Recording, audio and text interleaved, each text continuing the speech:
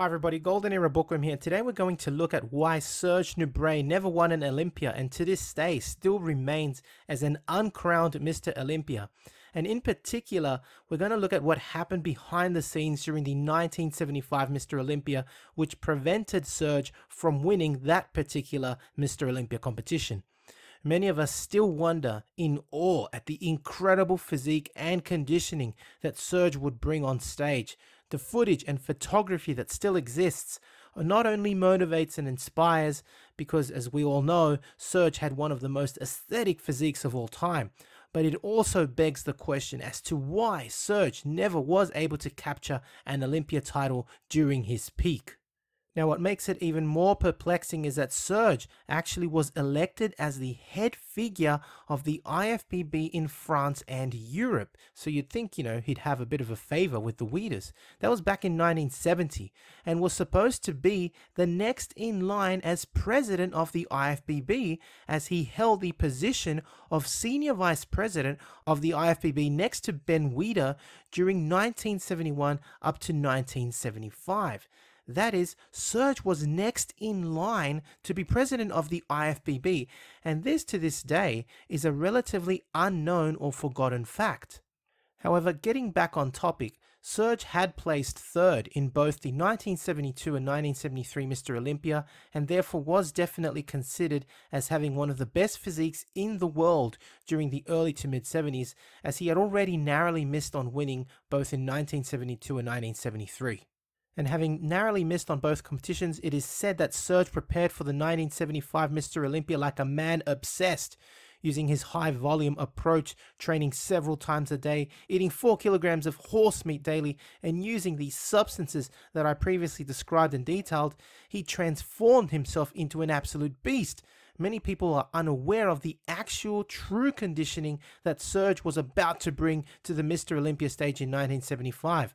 But one rare photo exists of Serge where we can appreciate his conditioning and massive physique taken 2 weeks prior to the competition, which shows Serge looking massive yet aesthetic.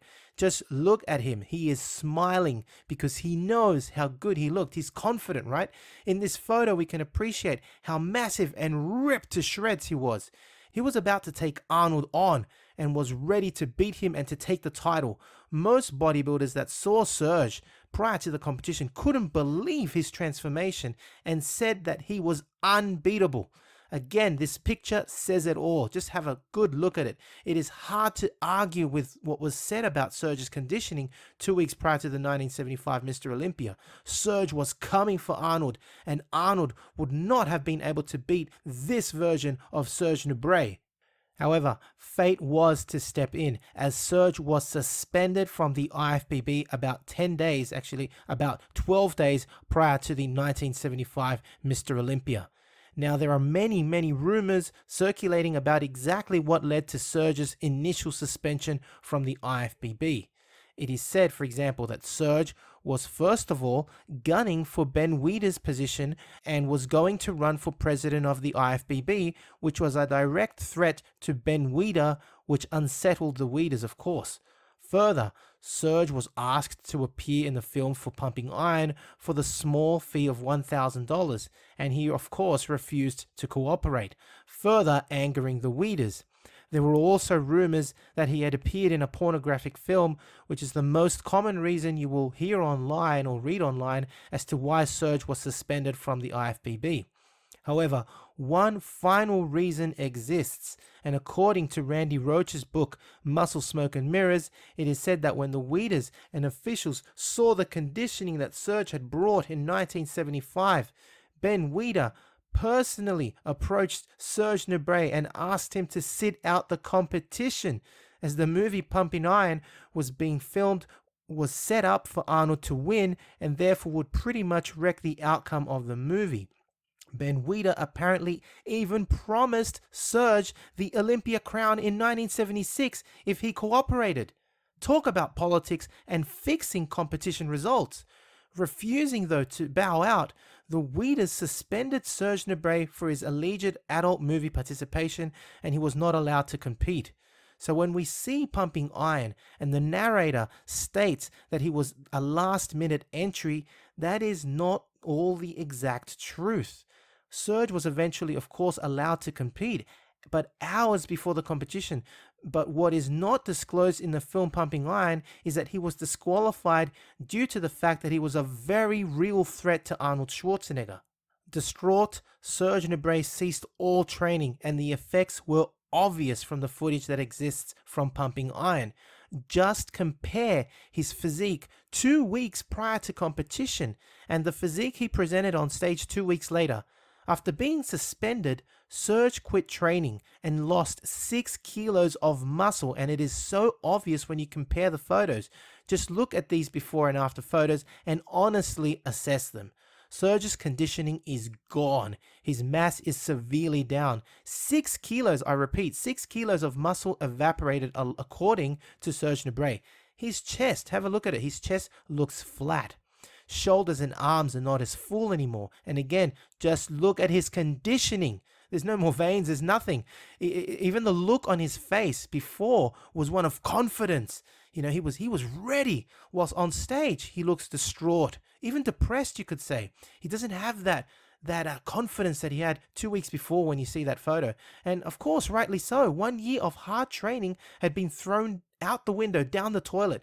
And it was truly a cruel blow and a nasty play by the Weeders to ensure Arnold the win.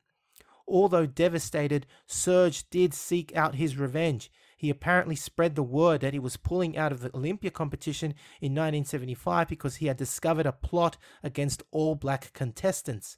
Almost all black contestants agreed and threatened to boycott the competition, which further threatened to embarrass the IFBB. So Ben Weider eventually allowed Serge to re-enter the competition, and well, the rest is history. Following his disappointment in the 1975 Mr. Olympia, Serge Nubret decided to abandon the IFBB and therefore launched the World Amateur Bodybuilding Association, otherwise known as WABA. And of course, following this, he received an expulsion from the IFBB for life and subsequently could never ever win an Olympia competition. So there you have it. That was the story of why Serge Nubret remained an uncrowned Mr. Olympia. I hope you have enjoyed this video, which has involved a lot of research, and I do hope that I have accurately portrayed and depicted all that transpired before and during the lead up to the 1975 Mr. Olympia competition. If you have enjoyed this video and look at the history of what happened behind the scenes during the 1975 Mr. Olympia, please give the video a thumbs up, subscribe if you haven't, and leave me your comments.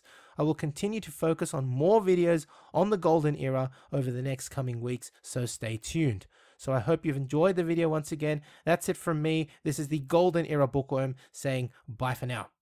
Now, if you're interested in learning more about Vince Gironda's approach to bodybuilding, his principles, and all these tips of wisdom that he has, I mean, there's so much stuff that probably hasn't been proven by science, and it will take science to prove or disprove Vince. But to be honest, these 3 books, I believe, which I call the Classic Physique Bundle, are the best books that Vince ever came out with. And they, of course, are the Wild Physique, the Master Series, and the Pro Series. Have a look at it this way. The Wild Physique, I believe, is like the ABCs of Vince Gironda's principles to bodybuilding. He teaches you the exercises and his principles. But how do you put them together? Well, the Master Series is a 14-month program of using all of these principles, all of the diets that Vince came out with, all of the exercises. And believe me, it's a brilliant, brilliant program. Many people have used it. I know personally a lot of bodybuilders that have actually used it and made fantastic results with it.